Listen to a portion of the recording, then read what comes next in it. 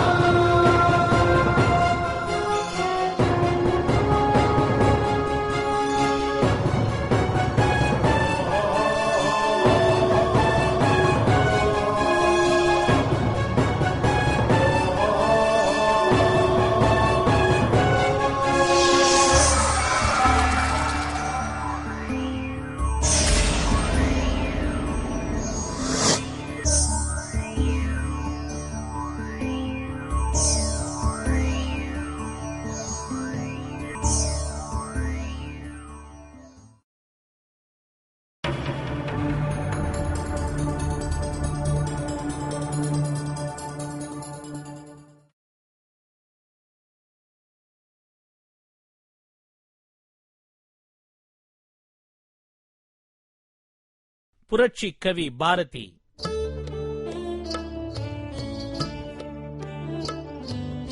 இந்தியாவின் தென்கோடியில் உள்ள திருநெல்வேலி மாவட்டத்தில் குறுநில மன்னரின் ஆளுகைக்கு உட்பட்ட எட்டயபுரத்தில் 1882 டிசம்பர் 11ஆம் தேதி பிறந்தார் சுப்பிரமணியன்.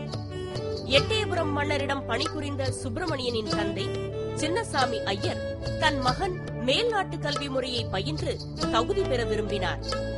இளம் வயதிலேயே தன் தாய் லட்சுமி அம்மாளை இழந்த சுப்பிரமணியனுக்கு தனிமையும் வேதனையும் வாட்டியது. ஆங்கில கல்வியில் மனம் நாட்டம் கொள்ளாது படிப்பை பாதியில் விட்டு திரும்பினார்.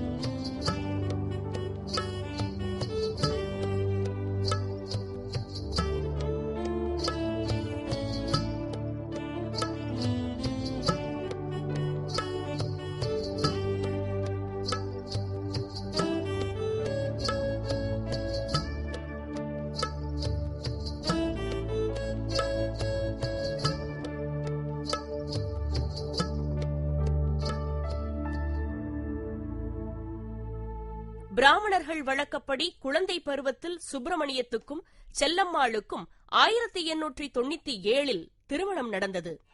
திருமணம் நடந்த சிறிது காலத்திற்குள் சுப்பிரமணியத்தின் தந்தை சின்னசாமி ஐயர் காலமாகியவுடன் தாயையும் தந்தையையும் இழந்து தனியாளாக இளம் மனைவியுடன் தனித்து நின்றார் சுப்பிரமணியன். இளம் பருவத்தில் கவிதை புனையும் ஆற்றல் சுப்பிரமணியிடம் மிகுதியாக இருந்தது. எட்டயபுரம் மன்னரை சுற்றி பல கவிஞர்கள் கவிப்புலமையை காட்டி வந்தனர். பாடல் புனையும் சுப்பிரமணியனின் திறனை பாராட்டி பாரதி என்று பட்டம் வழங்கப்பட்டது. இந்த பெயர்தான் சுப்பிரமணிய பாரதி என வரலாற்றில் நிலைத்தது. தன் இளமை காலத்தில் காசிக்கு தன் உறவினர் வீட்டில் தங்கி மேல் படிப்பை மேற்கொள்ளச் சென்றார். அங்குதான் ஆங்கிலத்திலும் வடமொழியிலும் புலமை பெற்றார். 1903 காசிக்கு எட்டயபுரம் மன்னர் வருகை புரிந்தபோது பாரதியுடனான சந்திப்பு நிகழ்ந்தது. மன்னரின் அழைப்பின் பேரில் பாரதி எட்டயபுரத்திற்கு திரும்பினார். பாரதியின் விடுதலை வேட்கையும் ஞான கர்வமும் மன்னருடன் நெடுநாட்கள் பழக முடியாத சூழ்நிலையை உருவாக்கியது. பாரதி 1882 முதல் 1904 வரை அவரது வாழ்வில் அரசியல் சுதந்திர போராட்ட நடவடிக்கை என்று எதிலும் ஈடுபடவில்லை.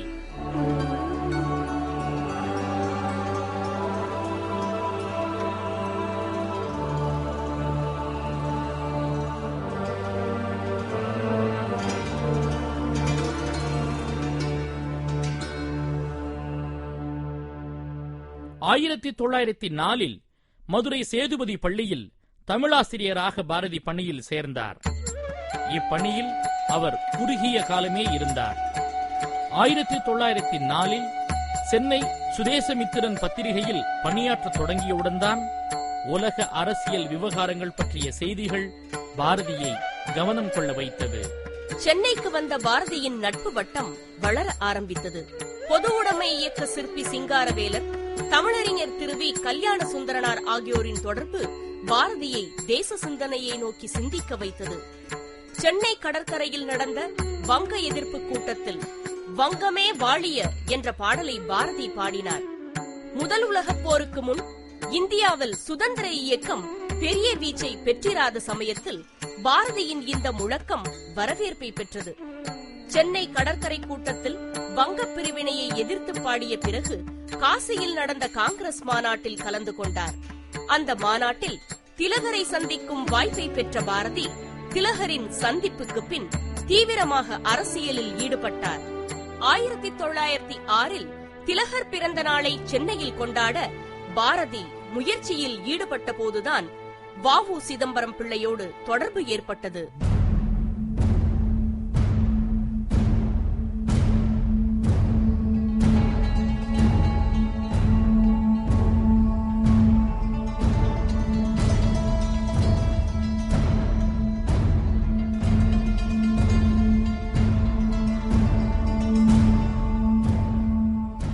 இந்தியாவின் விடுதலை சூறாவளி என அழைக்கப்பட்ட விபின் சந்திரபாலரை சென்னை கூட்டங்களில் பங்கேற்க பாரதி அழைத்து வந்தார்.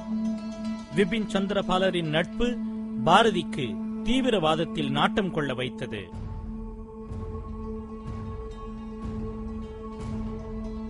பாரதி தன் எழுத்து வன்மையாலும் தீரமிக்க சிந்தனை பேச்சாற்றலாலும் ஆங்கிலேயருக்கு எதிராக இயங்கி வந்தார். இந்தியா பத்திரிகையில் பாரதியார் எழுதிய பல கட்டுரைகளுக்காக அவர் மீது நடவடிக்கை எடுக்கவும் பத்திரிகையை தடை செய்யவும் முயற்சி நடந்தது.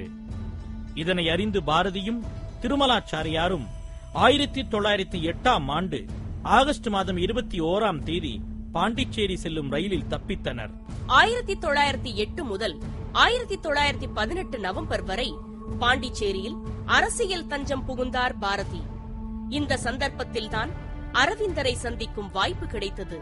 பாரதிக்கு பல நண்பர்கள் பண உதவி செய்து வந்ததால் பாண்டிச்சேரியிலிருந்து இந்தியா பத்திரிகை வெளிவரத் தொடங்கியது.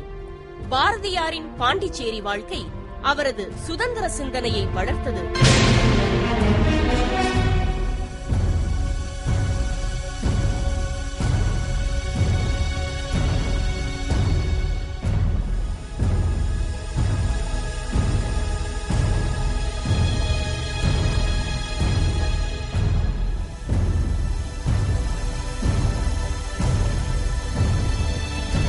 தென்னாப்பிரிக்காவில் இந்திய மக்களின் ஜனநாயக உரிமைக்காக காந்திஜி அஹிம்சா முறையை அறிவித்தார்.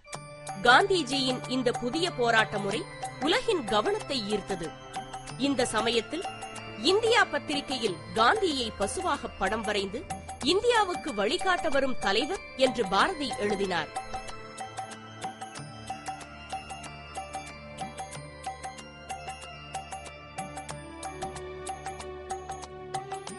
ஆயிரத்தி 1919 காந்திஜி அந்நிய துணிகளை ஒதுக்கித் தள்ளும் இயக்கத்தை தொடங்கினார்.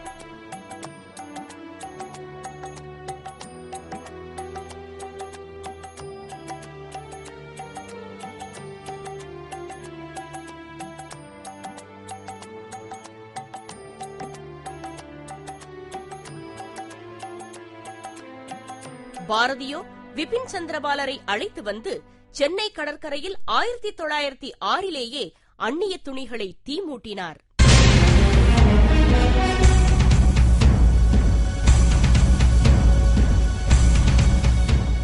அந்நிய துணிகளை நிராகரிக்கும் இயக்கத்தை தொடங்கி வைத்ததும் பாரதிக்கும் தமிழ்நாட்டிற்கும் சிறப்பான பெயர் உண்டு.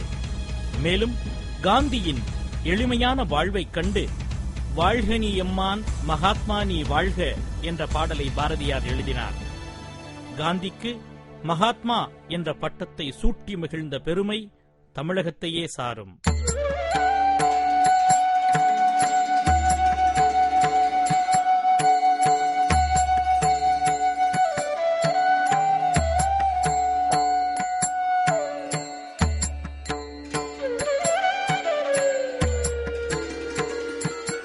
பேனா மட்டுமே கையில் ஏந்தும் கவிஞனாக பாரதி வாழாமல் காவல்துறையின் அடக்குமுறையை கண்டித்து கட்சி மாநாட்டில் பங்கெடுத்து சுதந்திர போரில் நேரடியான போராளியாக வாழ்ந்தார்.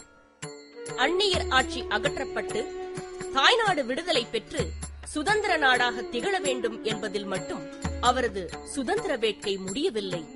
தேசத்தில் நிலவுகிற வறுமை அவரை கலங்க வைத்தது. வாழும் மனிதருக்கெல்லாம் பசிக்கு சோறிட வேண்டும் என விரும்பி அதை பாடலாய் பாடினார். உற்பத்தியை பெருக்கிட வங்கத்தில் ஓடிவரும் நீரின் மிகையால் மையத்து நாடுகளில் பயிர் செய்ய நடைமுறைக்கு சாத்தியமான திட்டங்களை பாடலாய் பாடினார்.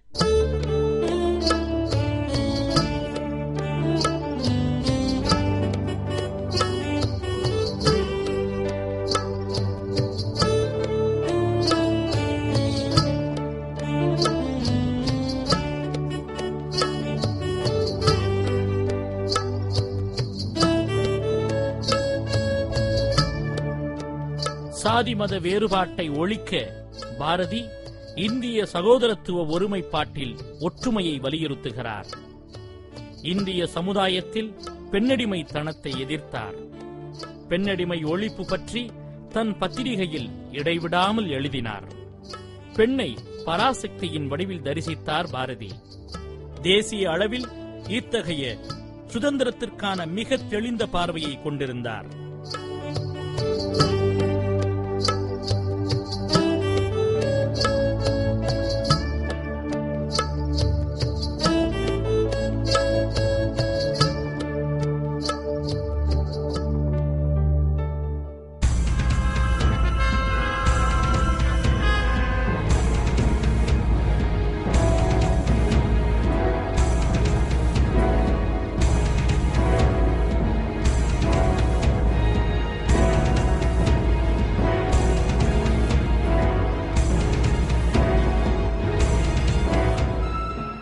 ரஷ்யாவில் 1917 வளர்ந்து வந்த புரட்சி நடவடிக்கையை இந்த தர்ம போர் வெற்றி பெறும், இது சத்தியம் என எழுதியிருப்பதிலிருந்து புரட்சிகர மாற்றத்தை வரவேற்கும் போராளியாக இருந்தார் என புரிந்து கொள்ள முடிகிறது.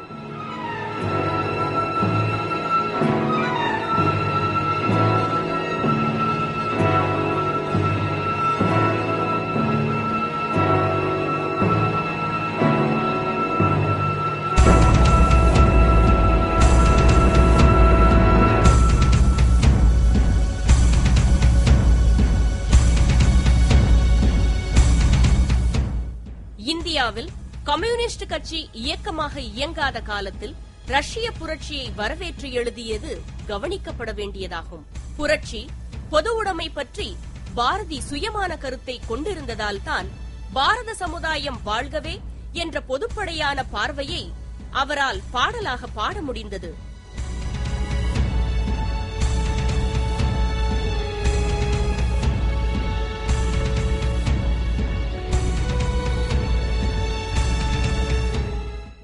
ரஷ்ய புரட்சியை வரவேற்று லெனினை பாராட்டி எழுதிய பாரதி, வன்முறையால் சமுதாய மாற்றங்கள் நிகழ முடியாது எனவும் நிகழக்கூடாது எனவும் கருத்து கொண்டிருந்தார்.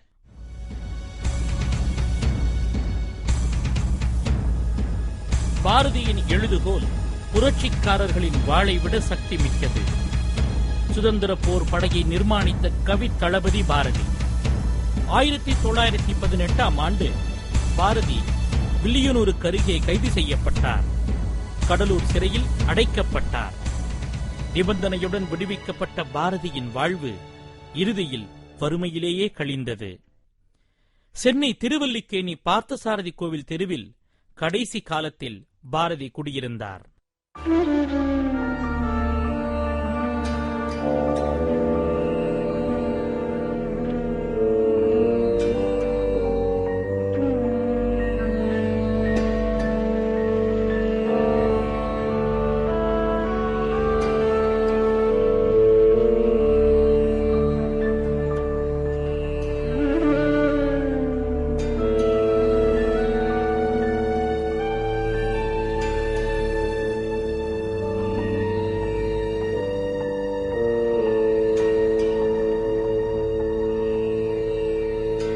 பார்த்தசாரதி கோவிலில் உள்ள மதம் பிடித்த யானைக்கு வாழைப்பழம் வழங்கிய போது துதிக்கையால் தாக்கப்பட்டார்.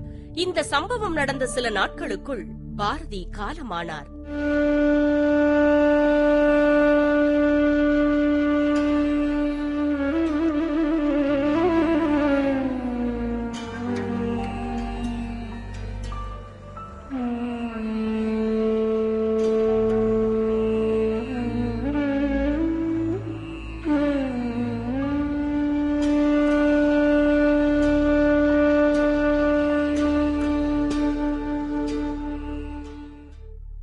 நாட்டு மக்களின் அடிமை வாழ்வையும் பசியையும் சதா காலமும் சிந்தித்த இந்த போராளியின் வாழ்வில் கடைசி வரை வறுமைதான் குடிகொண்டிருந்தது.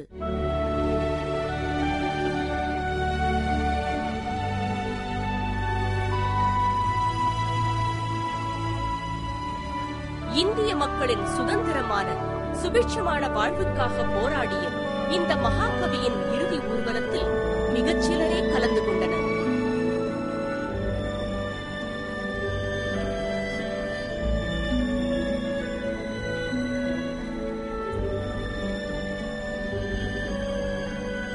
இந்திய விடுதலை போராட்டத்தில் தமிழ்நாட்டின் பங்கு பெருமைக்குரிய ஒன்றாகும். ஆங்கில கல்வி பெற்ற தமிழர்கள் உரிமை உணர்வும் விடுதலை வேட்கையும் பெற்று அரசியல் சார்ந்த அமைப்புகளை ஏற்படுத்தி கடல் கடந்து வீர சாகசங்கள் புரிந்தனர்.